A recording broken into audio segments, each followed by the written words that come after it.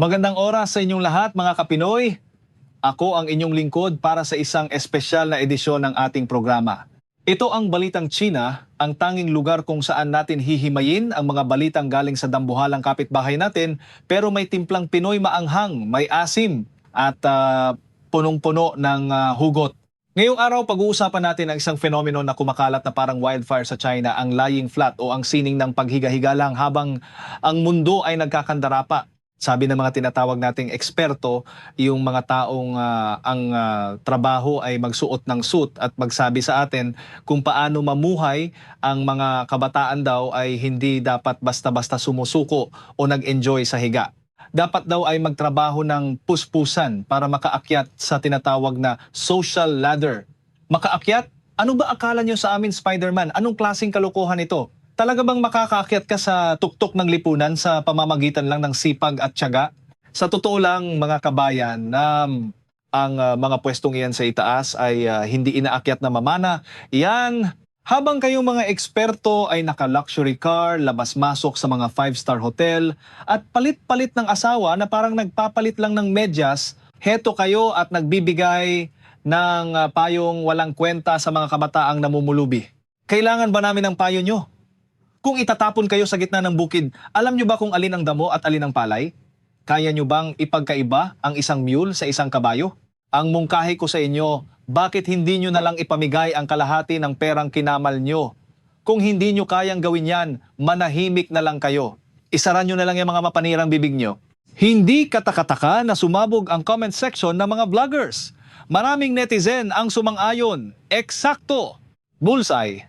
Alam nyo, sa mundo ngayon, ang kapangyarihan at yaman ay parang korona ipunapasa sa anak, hindi kinukuha sa pagkayod. Ang marangyang buhay ay hindi para sa atin, pero ang mabigat na trabaho, lahat yan ay sa atin ibinabagsak. Pero heto ang twist, mula nang simulang piliin ng mga kabataan ang lying flat o ang hindi pagpilit sa sarili, parang may magic na nangyari.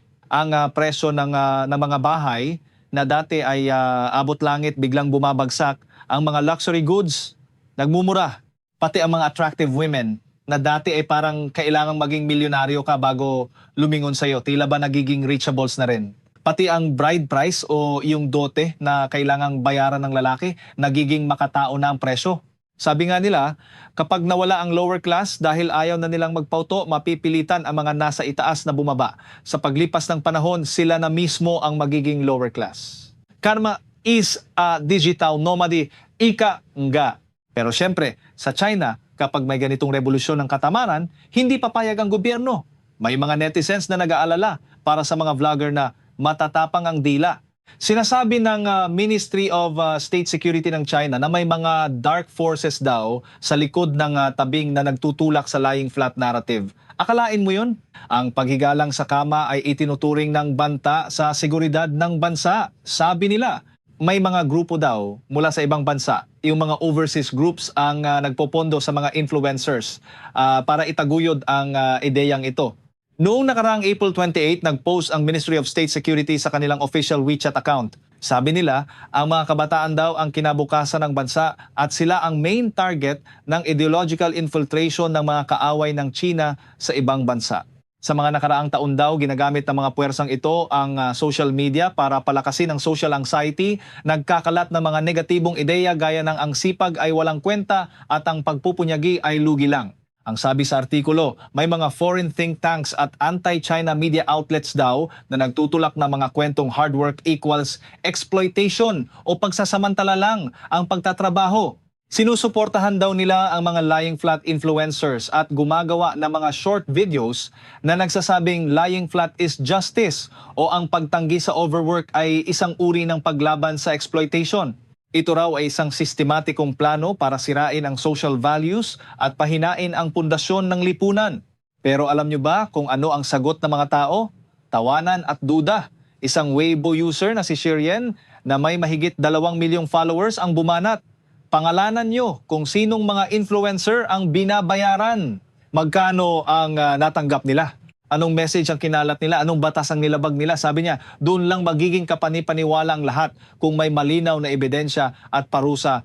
Ang isa pang user na si Xiaobei, ang sabi naman, Kailangan pa ba ng foreign forces para ma-stress ang mga tao dito? Kusang loob kaming napapagod. Sabi naman ni My Little Happiness. So kapag sinabi kong pagod na ako at kailangan ko ng pahinga, foreign force na agad ako? Wow, feeling important. Maging ang abogadong si Yang Tren ay nakijoin sa asaran. Siyempre, sino pa ba? Ang foreign anti-China forces na naman. Kapag hindi ka makahabol sa karera, higa ka na lang. Pero sa gobyerno, bawal yon.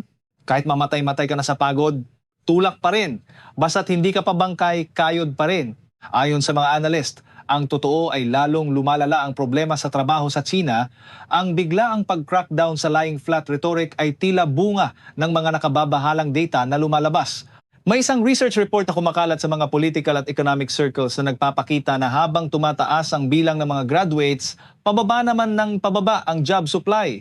Ang lying flat ay hindi na lang personal choice kundi naging group phenomenon na. Isang malaking signal daw ito na pwedeng makasira sa production system at social stability. Sa ulat na ito, lumalabas na sa taong 2026 ang China ay inaasahang magkakaroon ng 12.7 million college graduates.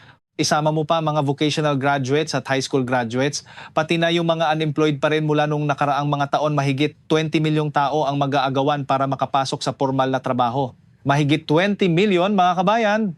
Kulang-kulang kalahati ng populasyon ng Metro Manila yan na naghahanap ng trabaho ng sabay-sabay. Isang graduate na nagngangalang Chai na nakatapos noong 2024 ang nagkwento sa mga reporter. Umaasa lang daw siya sa pensyon ng mga magulang niya at nakatira sa bahay na binili nila para sa kanya. Pagka-graduate ko, sabi niya, humiram ako ng 50,000 yuan, 400,000 pesos sa pamilya ko para magtayo ng kumpanya, pero nalugi. Humiram uli ako ng 100,000 yuan, 800,000 pesos, nalugi pa rin. Sa kabuuan, nakatapon na ako ng 200,000 yuan, 1.6 million pesos. Simula nung isang taon, nakapag-send na ako ng halos 200 resumes, pero halos walang sumasagot. Sabi pa niya, ang mga kaklase niya, kung makahanap man ng trabaho, ang sweldo ay nasa 2,000 yuan lang, mga 16,000 pesos. Pero bugbog sa overtime araw-araw, kaya sa bahay na lang ako. Hindi na ako bumibili ng damit at tinitipid ko lahat ng gastos hanggat maaari. May isa namang Douyin vlogger na 35 years old na at may master's degree. Sabi niya, na-realize ko na baka hindi na ako makahanap ng trabaho habang buhay. Araw-araw akong nasa job market at kahit saan ako tumingin, puro taong naghahanap ng trabaho ang makikita mo. Kakaunti ang kumpanyang nagha-hire. Ang masaklap pa, karamihan ng kumpanya ayaw tumanggap ng babaeng lampas 30 years old. Yung mga walang age limit naman, kailangan ng technical skills gaya ng pag-operate ng forklift o pag-aayos ng aircon at washing machine. Nakakita raw siya ng office position na ang sweldo ay 3,000 yuan sa isang buwan, 24,000 pesos, may weekends off at social insurance. Masaya na sana siya, pero nung nakausap niya ang HR, ang requirements pala ay kailangang may sarili siyang kotse at kailangang mag-drive ng mahigit 30 kilometers araw-araw para maghatid ng gamit ng kumpanya. Ibig sabihin, sa 24,000 pesos na sweldo niya, mahigit 8,000 pesos ang mapupunta lang sa gas. Sabi ng vlogger, gusto lang naman niya ng clerical job kahit 24,000 pesos lang, pero kahit ganoon, wala siyang mahanap. Sobrang hirap, distorted na raw ang job market sa labas. Kaya kung may trabaho ka raw ngayon na maayos ang sweldo at may insurance, pahalagahan mo yan. Huwag kang basta-basta magre-resign dahil abnormal na ang mundo sa labas. Isang headhunter naman sa Shanghai, si Miss Gile, ang nagsabing mas kakaunti ang mga kumpanyang nagpapahanap ng empleyado ngayong taon kumpara sa nakaraan. Mas mahirap na raw mag-hire ngayon. Habang kumakaunti ang openings, dumarami ang applicants. Maraming kabataan ang tumigil na sa paghahanap pagkatapos ng ilang buwang walang resulta. Yung mga walang pressure sa pera, mas pinipili na lang talagang mag-lying flat. Isang scholar naman ang nagsabi na seryoso ang sitwasyon ng ekonomiya ng China. Ang pagdami raw ng mga kabataang pumapasok sa live stream sales o naghahabol ng online traffic para lang mabuhay ay senyales na ang lipunan ay pumasok na sa tinatawag na moment of no future. Sabi niya, hindi ganito ang hitsura ng isang normal na lipunan. Kung hindi iisipin ng gobyerno ang kinabukasan ng mga kabataan, ang mga kabataang ito ay hindi na magiging pag-asa ng bayan, kundi sila ang magiging puwersang babangga sa sistema. Ang leaked document ay nagsasabing ang lumang kasabihan na ang sipag ay magbabago ng tadhana ay wala ng talab sa mga kabataan. Kapag ang agwat ng inaasahang kita at ng tunay na oportunidad ay naging masyadong malawak, ang mga tao ay pinipiling bawasan ang kanilang participation. Kasama na rito ang hindi pagbili ng kung ano-ano, ang hindi pag-aasawa, ang hindi pagkakaroon ng anak, at ang pananatili sa labas ng workforce. Tinatawag itong collective low participation state. Natatakot ang mga otoridad na kapag nagpatuloy ito, hihina ang ekonomiya. Isipin nyo, pati ang mga grid workers o yung mga parang barangay workers sa China ay nagbabahay-bahay na para himukin ang mga kabataan na wag nang maghiga at magtrabaho na. Ang tanong, saan sila magtatrabaho? Pinapabalik ba sila sa bukid? Wala itong lohika. Ang mas nakakabahala para sa gobyerno ay ang lying flat ay naging simbolo na ng pasibong paglaban sa sistema. Sa mga online shops, naglalabasan ng mga t-shirt, mugs at phone cases na may nakasulat na lying flat is life o kapag sapat na ang pagkakahiga mo, hindi ka na nila aanihin. Ang shift na ito mula sa simpleng pagkapagod sa trabaho patungo sa diskontento sa gobyerno ang pinaka-sensitive na issue para sa kanila. Ayon kay Mr. Xiao, isang senior editor, ang database ng mga banned words o bawal sabihing salita ay lumalaki araw-araw. May mahigit 200,000 hanggang 300,000 entries na raw ang bawal sa media. Kasama na rito ang lying flat run philosophy, yung gustong tumakas sa bansa, at giving up. Walang malinaw na legal definition ang mga salitang ito, basta't negatibo sa pandinig ng gobyerno, bawal na. Kahit ang Cyberspace Administration of China ay naglabas na rin ng regulasyon para sa mga influencer. Bawal mag-promote ng decadence, worship of wealth, at lalong-lalo na ang lying flat. Kapag hindi mo pinuri ang bansa, para ka na rin nagpapakita ng masamang intensyon. Pero sa comment section, iba ang kwento. Sabi ng isang user, sabi nyo may foreign forces, bakit hindi nyo taasan ang sweldo at bigyan kami ng protection? Kung maganda ang buhay, walang hihiga. Sabi naman ng isa pa, hindi na ako hihiga, gawin nyo na lang akong general manager ng isang malaking kumpanya, tignan natin kung hindi ako mag-overtime. Ang pinakamatindi, sabi ng isa pang netizen, parang lamok lang ang gobyerno, hindi na makasipsip ng dugo ko, kaya ang magagawa na lang ay mag-ingay sa tenga ko. Maraming kabataan ang hindi na naniniwala sa mga pananakot. Isang vlogger na nag-review ng social reality ang nakakuha ng malakas na suporta. Sabi niya, inakala nila na kapag tinanggal ang family planning, dadami ang bata. Inakala nila na kapag tapos na ang lockdown, gagastos ang mga tao. Inakala nila na kapag tinanggal ang restriction sa bahay, bibili kami. Pero minaliit nila ang aming kahirapan. Ang kahirapan ko ang pumoprotekta sa akin. Dahil wala akong pera, hindi ako nakakabili ng mamahaling pagkain, kaya iwas sakit ako.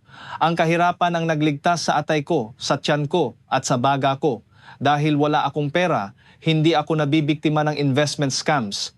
Wala ring humihiram sa akin ng pera. Pinapanatili ako nitong humble at may integridad.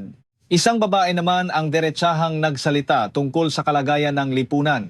Ang isang lipunan ay nagsisimulang bumagsak kapag ang mga mabuting tao ay hindi na makapamuhay ng maayos. Ang mabuting tao ay nagbabago kapag hindi na sila tinatrato ng patas. Kapag ang mga mabubuti ay pinagkakaitan at ang mga masasama ay kinukonsinti. Ang mga mabubuti ay nawawala ng tiwala at ang mga masasama ay lalong nagiging mayabang.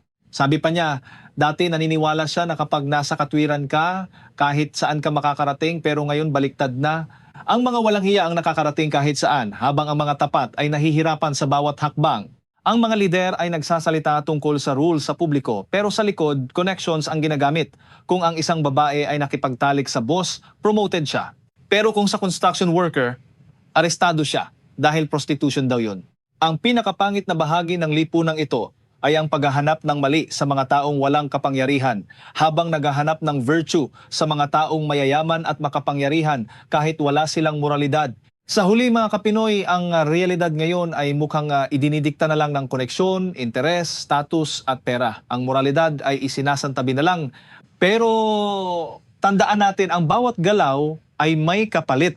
Maaring hindi agad dumating ang hustisya, pero darating ito. Ang mabuti ay para sa mabuti at ang masama ay para sa masama. Panahon lang ang makakapagsabi. At habang hinihintay natin yan, baka nga mas mainam pang humiga-higa na lang muna tayo at mag-lying flat. Muli, ito ang inyong boses. Sa gitna ng ingay, ito ang Balitang China. Hanggang sa muli nating pagsasama, manatiling gising, manatiling mapagmatiyang at kung pagod na, huwag kalimutang humiga. Salamat at mabuhay tayong lahat.